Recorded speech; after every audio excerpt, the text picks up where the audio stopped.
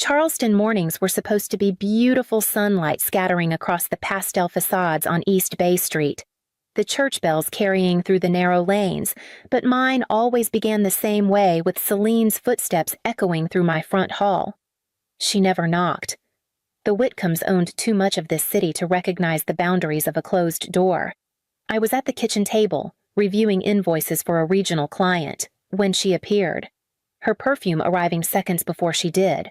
"Isolda," she said with a sigh, glancing at my laptop as though spreadsheets were proof of my personal failures. "A woman your age should be preparing a nursery, not tax filings." I had stopped explaining long ago.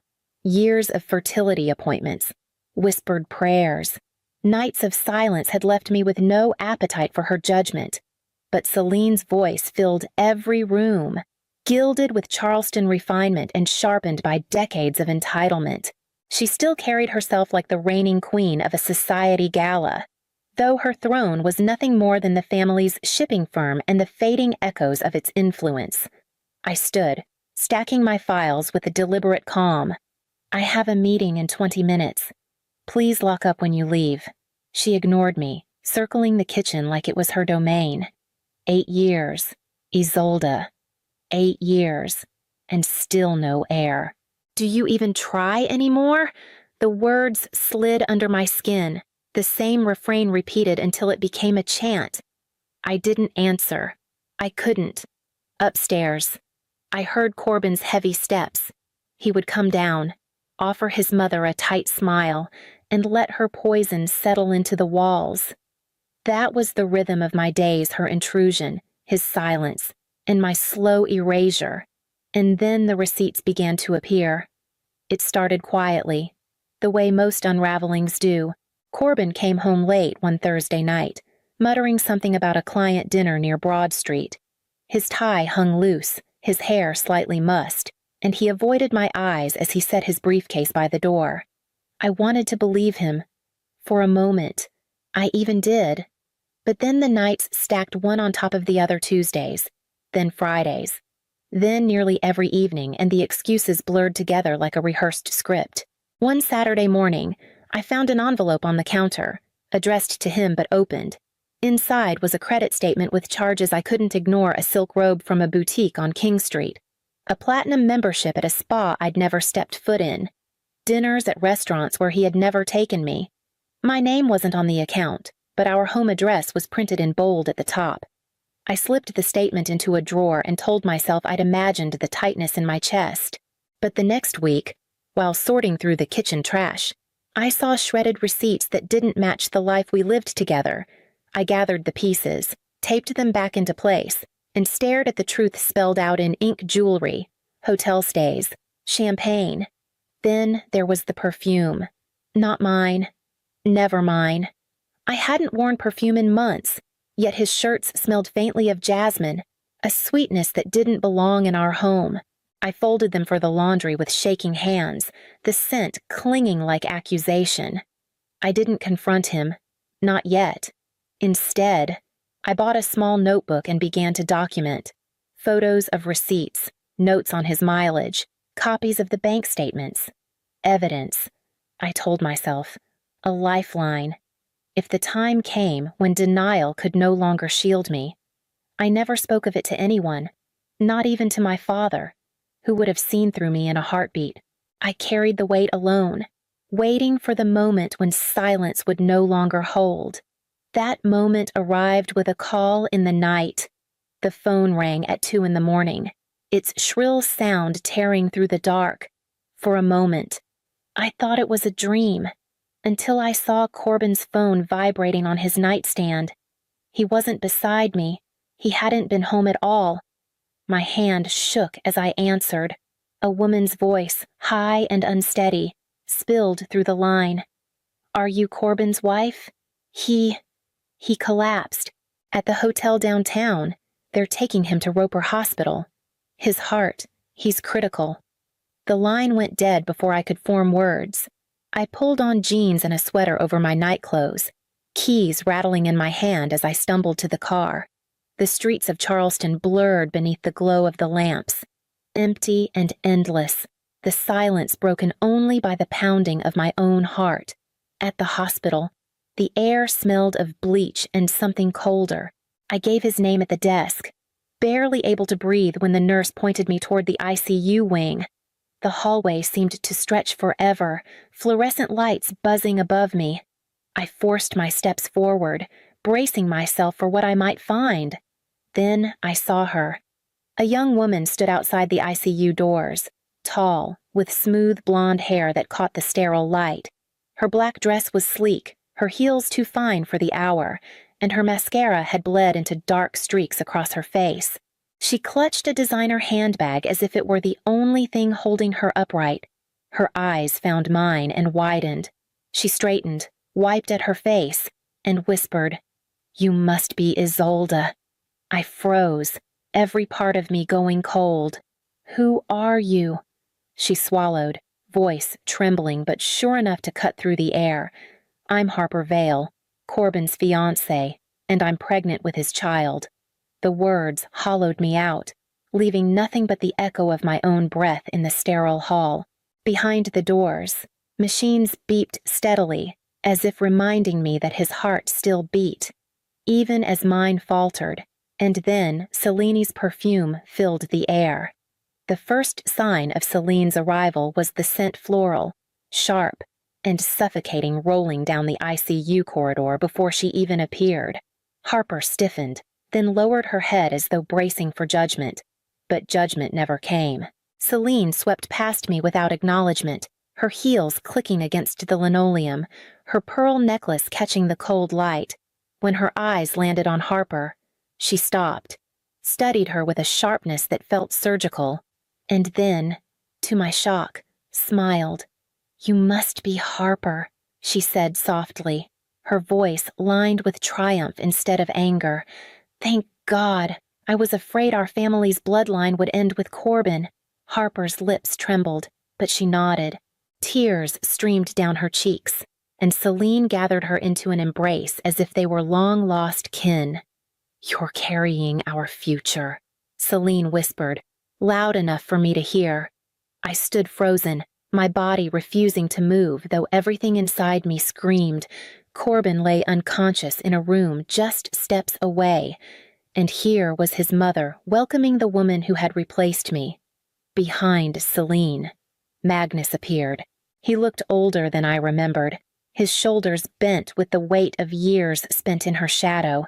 His eyes flicked to me briefly, full of something like apology, but he said nothing. Instead, he placed a hand on Seline's arm, a gesture of quiet support. No one looked at me. Not once. It was as though I were a ghost standing at the edge of my own life, watching roles being reassigned without consent. Wife was no longer my title. Harper had claimed it, and Seline had confirmed it. My place in this family had been erased in a single moment. The nurse called for immediate family to enter. Seline tightened her hold on Harper's arm and guided her forward, Magnus trailing behind. I remained in the hallway, my hands trembling at my sides. Through the glass, I saw Corbin's pale face surrounded by wires and machines. My reflection hovered in the pain like a stranger, blurred and fading. 2 days later, he was gone. Corbin never opened his eyes again. 2 days after the collapse, the machines in his room fell silent, and the monitors stilled. I sat at his bedside, watching the rise and fall of his chest slow until it stopped altogether. There were no final words, no chance for explanations, no acknowledgement of the years we had shared, only the sharp cry of a flatline and the sudden weight of absence. The following days blurred into condolence calls, paperwork, and hushed arrangements. I moved through it on autopilot, numb but raw. The funeral home smelled faintly of lilies and old wood, the air heavy with rehearsed sympathy. I wanted to disappear, but Seline would not allow it. She dominated the planning table as if it were her rightful throne, her pearls gleaming under the dim light of the director's office. "She must be included," Seline said firmly, her eyes locking on mine. "Harper belongs at the service. She carries Corbin's child. She carries our legacy." The words sliced through me, though her tone was clinical, like she was ordering flowers or choosing hymns. Magnus sat beside her, shoulders squared, jaw tight. He finally spoke, his voice low but steady. "It's about respect. Isolda. The Witcom name must be honored. Tradition demands it." I turned to him, searching for even a flicker of compassion, but he looked away, as though my grief was too inconvenient to meet. The funeral director glanced between us, his pen hovering, clearly uncomfortable. I realized then that no one would come to my defense. My role as wife had already been erased. My signature was needed, but my voice was not. "I don't agree." I managed, my throat raw, but Seline cut me off with a lift of her hand. "You'll do what's proper," she said. "What this family requires." The fury rose inside me, scorching hotter than the grief. Yet I swallowed it down, the taste bitter and metallic. To resist would only give Seline another chance to call me unworthy. To fight here, in this office, would not bring back the dignity I had already lost. So I nodded once, though my hands curled into fists in my lap. They mistook my silence for surrender, but inside, something shifted. The woman they had pushed to the edges of her own marriage was not gone. She was waiting, and when Seline insisted Harper sit in the front row, I no longer heard defeat. I heard the spark of something sharper. The final arrangements were made in the family parlor of the Witcom house. The same room lined with portraits of ancestors who stared down with cold, painted eyes. Seline sat at the head of the table, her voice clipped and decisive. "Harper will sit with us," she declared, as though she were announcing the order of service itself. "Front row, beside family." I lifted my head, meeting her gaze. "She is not family." Celine's lips curved into something that was not quite a smile. "She carries Corbin's child. That makes her more family than you ever managed to be." The words landed like a slap, and for a moment, the room spun. I steadied myself, willing my voice not to shake. "This is my husband's funeral. My place is beside him, not hers."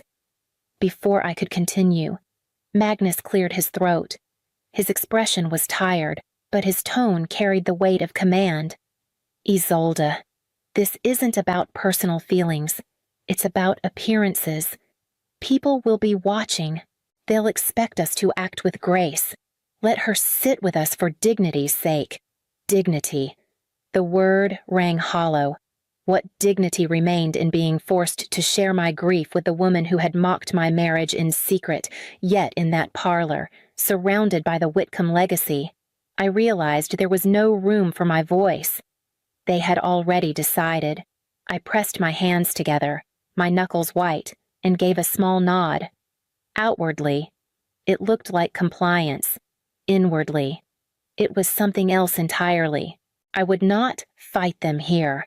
I would not give Seline the satisfaction of seeing me beg or break. If Harper was to sit in the front row, let the whispers begin. Let the glances fall like daggers. I would endure it, because my silence was not surrender. It was a storm gathering, biding its time. The service arrived too quickly, the chapel filled with flowers and whispers. And then Harper walked in, dressed like a queen in mourning. The chapel was heavy with flowers, their fragrance cloying, masking the salt of my tears. Corbin's casket rested at the front, draped in white lilies, the minister's voice droning over scripture that floated past me without meaning. I kept my head lifted, my back straight, as the mourners filled the pews, whispers rustling through the vaulted space. Then Harper appeared. She swept in as though she were the widow herself, pearls glistening at her throat. Her black dress fitted to perfection, her hair arranged in soft waves that caught the light. On her arm hung that same designer bag I had once found listed on a receipt, and she wore grief-like theater, each tremble of her lip calculated for an audience. Seline rose at once, her hand firm around Harper's elbow. "This is Harper," she announced proudly, loud enough for all to hear.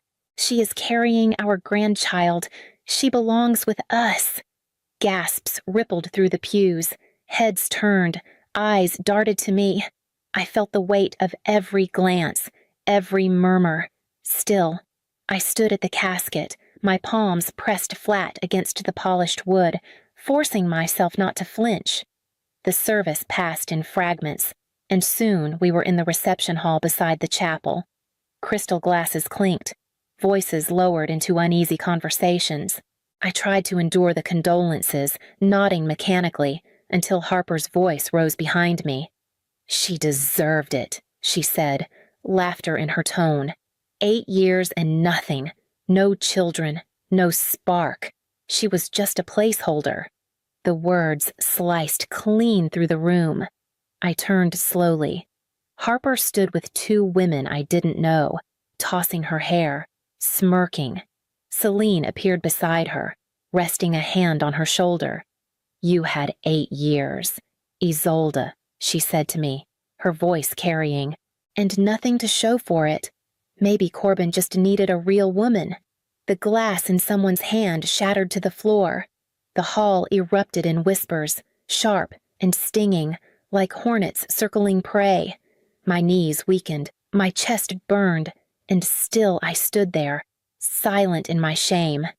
And then a voice I knew better than my own cut through the noise. The room vibrated with whispers, my humiliation thick in the air. Harper's smirk lingered, Celine's hand still firm on her shoulder. I felt cornered, stripped of everything but the shallow breath I managed to draw. Then came a voice low, steady, unmistakable. "It's time someone told the truth about Harper Vale." The words cut through the noise like a blade. Conversations died mid-syllable. Glasses froze halfway to lips. The room turned as one. And there he stood in the doorway. My father, Silas Rennick, at 62. His hair had silvered, his back a little bent, but the authority he once carried as a Charleston detective had never left him. His jaw was set, his eyes sharp, and the weight of his presence was enough to still even Seline. Harper stiffened, the color draining from her face. She straightened her shoulders, but her trembling hands betrayed her composure. My father stepped forward, each movement deliberate, his gaze locked on Harper. "I knew I recognized you," he said, his voice calm but laced with steel. "Took a call this morning that confirmed it." Celine's hand slipped from Harper's arm. Magnus shifted uneasily, his eyes darting between them. The silence grew heavier, pressing against the walls, as though the city itself held its breath. Harper opened her mouth, then shut it again, her lips working soundlessly. For the first time, her performance cracked. My father stopped a few feet from her, his presence filling the space where my dignity had been stripped away minutes earlier. He didn't raise his voice, didn't need to. His words carried like a verdict delivered in open court. This woman isn't who she claims to be. Every gaze in the room fixed on him, and for the first time that day, the shame no longer belonged to me. The truth was finally at the door, and it was about to step inside. My father's eyes never left Harper as the silence thickened around us. Then, with the steadiness of a man who had built a career on exposing half-truths, he spoke. "Her name isn't Harper Vale. Not legally. She's still married to Thomas Jameson, a veteran, a man who lives right here in West Ashley." Gasps rippled through the room. Harper's face went chalk white. She shook her head quickly, words tumbling out. "That's not true. We're separated. It's complicated." But the back doors of the hall opened, and a tall man in a leather jacket strode in. His presence silenced the room all over again. "TJ," my father said simply. The man's jaw was hard, his steps direct as he reached the table at the front. He dropped a folder onto the polished wood, papers spilling out. "Financial records," he said. "My bank account, drained. divorce papers she never filed, and this. He held up a small recorder, pressing play. Her voice filled the room, grainy but unmistakable. I faked the pregnancy. The Witams are loaded. Once he's gone, they'll believe anything I tell them. The sound of it was unbearable. Seline staggered back, her hand clutching at a chair for balance. Magnus closed his eyes, his face a mask of shame. Harper's composure shattered. She lunged for the papers, her words breaking into panicked sobs. You don't understand, he was leaving her. He loved me, but no one moved to help. The crowd stepped away as though her lies were contagious. She turned, eyes wild, and bolted for the door, her heels striking the tile in frantic staccato. The last glimpse I had of her was a blur of silk and desperation before the doors slammed shut behind her. The room exhaled, the whispers swelling into disbelief, and in the wreckage of truth, silence finally settled over the Witams. The hall emptied slowly, guests slipping away in uneasy silence, leaving only the Witams and me among the scattered chairs and wilting flowers. Seline sat rigid, her pearls askew, staring at nothing. Magnus approached me, his steps heavy, his voice lower than I had ever heard it. "I'm sorry, Isolda," he said, his hand hovering as though unsure if he had the right to touch my shoulder. "You didn't deserve any of this." I nodded once, unable to summon words. For the first time, his eyes held something other than distance. They held shame. Seline finally looked at me, her voice trembling. I was wrong. 3 words. No explanation. No plea for forgiveness. Just an admission so quiet it barely reached me. Then she turned away. The weeks that followed moved in unfamiliar quiet. The phone stopped buzzing with Seline's intrusions. The house no longer carried Corbin's scent, and I let myself breathe again. I returned to work, to the rhythm of numbers and order, to mornings where the only sound was the gulls over the harbor. But life still had one more turn waiting. I couldn't keep down my coffee one morning, the bitterness turning my stomach in ways I couldn't ignore. A test at the pharmacy confirmed it with 2 lines sharp as ink strokes. My doctor's calm smile sealed it. I was pregnant. I sat in the car afterward, hand pressed to my stomach, staring out at Charleston's cobblestones bathed in sunlight. Corbin had left me with betrayal, with silence, with emptiness. Yet, within me, there was something new, something untainted by him or his family's demands. For the first time in years, the legacy I carried was mine alone.